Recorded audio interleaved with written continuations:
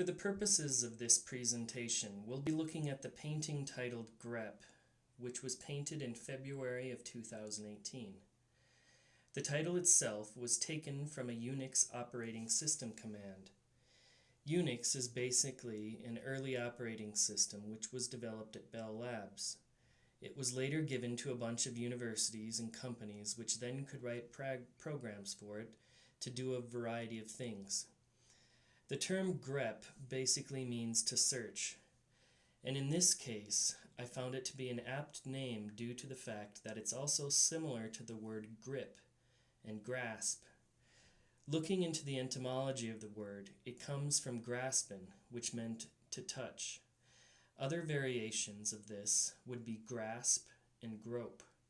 So to grep, to me, always was synonymous with the idea of searching. With a bit of research, I've found that the term actually stands for globally search a regular expression and print. And there was actually a guy who came up with the term. His name was Ken Thompson. So, back to the painting. The painting itself comes from a first-person perspective. I used to make paintings of the first-person shooter game Counter-Strike. I started playing Counter-Strike in a cyber cafe in Prague. You could buy drinks there and everybody was smoking. One time, two police carrying AK-47s came into the cafe and played with us. They used the same AKs they had in the game as well. After they were finished, they got their guns and went back to their jobs. So this painting was done in a tradition of my previous paintings about Counter-Strike. Except in this case, there was no gun in the avatar's hand, but instead, they were reaching out in a forest, trying to grasp something amorphous and digital, something which looks like an organ of some sort, but which is also composed of pixels. In the creation of this work, I divided the panel into 8 different sections, and I approached the painting in a highly systematic manner. I would print out an image which was the same size as the area which I was painting, and I would work copying it as closely as possible every day. This was in stark contrast to how I normally made a painting, which is one reason why undertaking the painting in this manner was appealing to me. Normally, I would approach painting in a very gestural and spontaneous manner. In fact, I'm working on a large abstract painting which also develops throughout the course of the painting of the person reaching out in the forest. Speaking of videos, I make a lot of them. Throughout the year, I've made 106 videos documenting my painting progress. Documentation has become really important as it relates to the making of my work. I'm constantly taking short videos at the end of my studio sessions, and these can be useful to reflect upon. I upload everything to YouTube because then everything is clearly time-stamped and I can't lose it. I'm not interested in generating some sort of following on this channel. I just want to use it as a type of archive. I'm also someone who is constantly posting articles, inspirational photos, videos, and everything else to my blog. By compiling all of these different things into one space, I can make more sense out of what's important to me and what isn't. Sometimes I'll just see a small corner of a painting which interests me, or a specific technique, and being a visual person, I need an archive that I can pull from.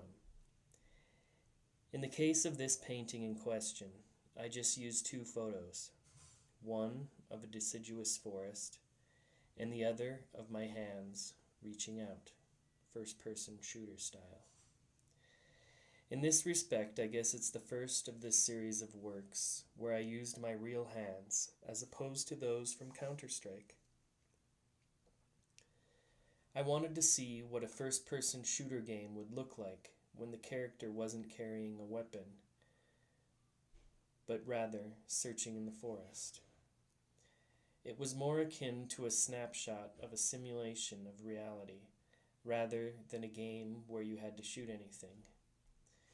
It's interesting to note that the guy who came up with the term grep also created a video game in 1969 called Space Travel. The game was a simulation of a spaceship that was going through space, and the only objective was to land on planets. The graphics weren't the first concern, but rather simulating the gravitational pulls of various planets. Most people are now familiar with these types of games in their most popular form, which are flight simulators. So this painting conceptually kind of operates similarly to a simulation game. It's also an instance where I painted a lot more illustratively than I normally would.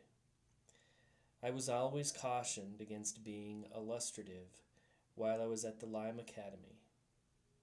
It was seen as a kind of bad word, like you weren't using the paint in a way that was painterly. This painting was about as paint-by-numbersy as one could imagine. When I made the first video of my progress on it, I entitled the video Ditch Digging of Painting, which comes from a Wayne White quote, who talked about the ditch digging aspect of painting. Basically, I think he meant that often painting is a laborious task. You've got to knock in a bunch of clouds, or whatever, and it's simply going to take some time. This type of work makes sense, but a more difficult question, which this presentation seeks to investigate, is how we get our ideas. What sort of outside influences into our lives that we may unconsciously be ignoring come into our paintings? Upon researching the question a bit, I stumbled upon a study by two Israeli scientists who came to the conclusion that, quote, developing an original and creative idea requires the simultaneous activation of two completely different networks in the brain. The associative, spontaneous network alongside the more normative or conservative network. I was kind of amazed to read this because I had basically been engaging in very conservative and normative painting alongside more expressive and improvisational painting. And these two disparate styles have manifested themselves in my paintings that I now create. Often I'm collaging various styles into one painting. There are slow and cartoony outlines, right next to expressionistic abstraction, which sits next to mottled flesh and meat. These paintings are a conglomeration of all these styles. And who was I looking at when I created these two very different paintings? A slow, deciduous forest, and a fast, abstract expressionistic portrait. Thankfully, since I'm such a maniac about documentation, I can see very easily. I dug into my archive for my research blog, and I could see that I was actually creating this painting at the exact same time that I posted a video of Jim Shaw being interviewed. I may not have known it at the time, but I was probably emulating these Jim Shaw paintings to some extent now that I look back on them. It's kind of a chicken and egg sort of scenario. Did I find Jim Shaw because I was interested in these ideas? Or did I become interested in these ideas because I was reading and listening to Jim Shaw talk about painting? It's obviously pretty hard to say. That's what the whole subconscious is all about, I suppose. It's this giant blob that follows us around, but we never clearly see. Even with all of these clues, it's still difficult to say just how this painting came to be. That, to me, is part of the magic of painting. Often those creating them have little recollection of their exact inspiration at the time. Looking back, perhaps we can get a better glimpse. In the case of the painting, Grep, it was about searching for something which was digital, but couldn't be touched or grasped.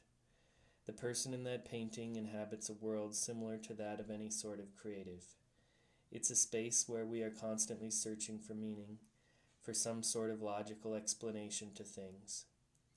Personally, I can't help but continue to go back to how James Elkins talked about painting in his book, What Painting Is.